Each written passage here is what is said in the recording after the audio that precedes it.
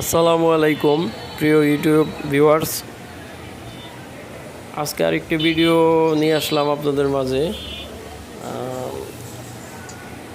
আজকে বিকালের দিকে ছিলাম রূপগঞ্জ বড়পা বাস স্ট্যান্ডের পাশে একটা বাড়িতে বেড়াতে গিয়েছিলাম। তো ওই বাসার চারতলা থেকে ভিডিওটা করা। ওয়েদারটাও খুব ভালো ছিল, আর আজকে সারাদিনই ভালো, তেমন একটা গরম ছিল না।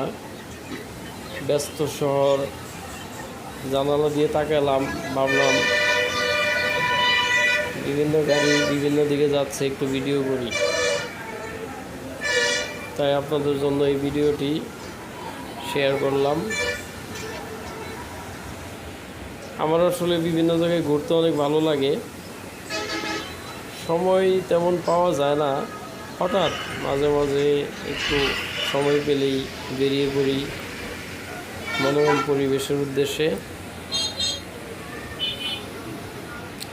সবাই ভালো থাকবেন, সবাইকে আবারও ধন্যবাদ। আসসালামু আলাইকুম।